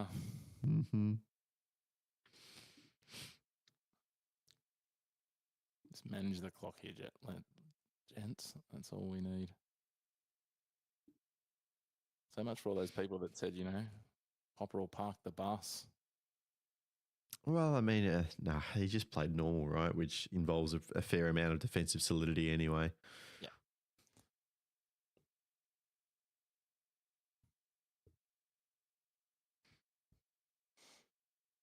That has been. That's a good word for it. Look, he's solid. Mm-hmm. And of course, Matty Ryan on the occasion of his 100th cap as well. That's the third most for an Australian. I believe in total. I'm not sure if any of the women's side have got over triple digits. Claire Polkinghorne would have done, I believe. Okay, so on the men's side then. Yeah. And of course, he's not far behind Schwarzer and Cahill as well. So we probably will get them at some point. I feel like Polkinghorne was like 160 something. No, now that you say that, I'm actually reconsidering that. She got a lot, didn't she? Because she was just there for so bloody long. She was a mainstay. I was just trying to think about how many games they actually played, but it's probably not quite representative of clubland, is it, on the women's side? Debuted in 2006, played to 2024. That's a decent career, isn't it? Yeah. Lydia Williams, 100 as well. And Lisa DeVanna, 150. But again, to your point, Heather Garriock, who obviously has been in the news in recent yes, she has. Hey! Hello, good morning. Look at us. 6 o'clock in the morning. 3 of us on the live stream. Oh, I'm tired, not gonna lie. Yeah, you're tired, mate. Tell me about it. Have you Did you get up for the whole thing? Yeah. No, we were here. Sorry, I was here. Yeah. Chris, I was up for it, but I was Chris was up. Yeah. Otherwise engaged. Yeah. 40 viewers in the stream as well. On that list, Lachie for 100 plus. Sorry, how many? 16. 16. Wow, that surprises me. So the most capped, obviously Polkinghorne, Emily Van Egmond just behind her, but again, a lot of modern ones thrown in with some legends like Cheryl Salisbury, Garriock, Joe Peters. So, yeah, it's a lot, isn't it, when you think about it? But again, I think because, we've seen a lot of shorter club seasons, there's probably been more opportunity for games, and also we know the disparity as well, where they've funded their own, so it probably limited some of the people coming in at different points. So hopefully that evens out the audio levels a little bit, guys. You only have to worry about it for another 3 minutes, and then we're going to leave anyway, so it's all good. another change. So how much have you seen, Christian? I've literally only just seen the last few minutes. I woke up late with my alarm, so. So Mitch Duke assist for Connor Metcalf at 1-0 down to square it up. Mitch Duke header off a Martin Boyle set piece for the goal to take us ahead. And a Matthew Ryan, you're going to love this one, penalty save. He missed a penalty. Yeah, penalty save in his 100th cap. Yeah, he's never leaving, mate. He's never leaving. Can I go back to sleep and wake up from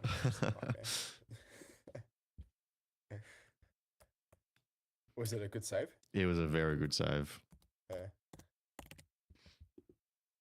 Credit where credit's due. Is Senegal leading England right now? Is that actually happening? Doesn't go towards anything, does it? No, it's just a... In what, a friendly? Yeah, it's a friendly.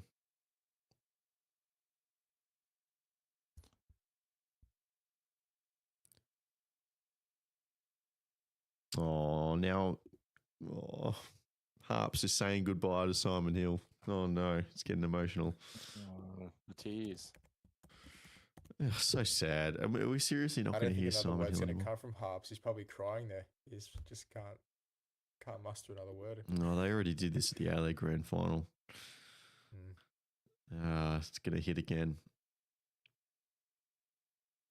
So yeah, Tim Cahill 108 and Mark Schwarzer the leader on 109. So Matt Ryan, look, he's got some competition now with Joe Gauci, but it's a World Cup year. It's going to depend where he gets his move. I think he's off contract at Lens, right? So we'll have to see where that sits, but that'll do. The full-time whistle has blown. Socceroos off to the World Cup. Come on. Get on the plane. We were always pretty happy. We thought it was going to be done. The players are streaming on the field. but it is official. I do love that Caceres was the first person to run over and shake the referee's hand after he'd been on for all of 2 minutes. Good on him. Thanks, mate. I wasn't out here for any of the decisions that we're going to debate later on. Yeah, any of the controversial points. That's scenes of jubilation as the Socceroos officially booked their ticket to North America 2026. Christian, what'd you make of the 90 minutes?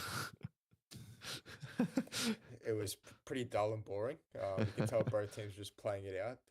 Just wanted the referee to blow the whistle after the 90th minute. Just don't add the extra time in. It was only good for Simon Hill to listen to him for a few more minutes. That was the only positive out of it.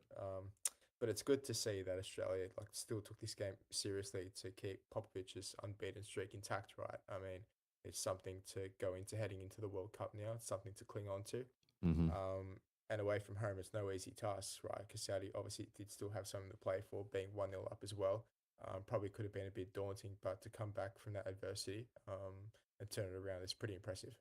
Absolutely. All right. We have some stuff to film, and it is still very early in the morning. So we're going to get on and get that out of the way so we can, some of us can get on with our day. Some of us are going to go back to sleep, depending on how early you woke up. But thank you for everyone's company. For just me alone with all the chat for a little while. There's 50 people in here at the moment, which is silly. I don't know why you're up so early. But go Socceroos, and we'll see you next time.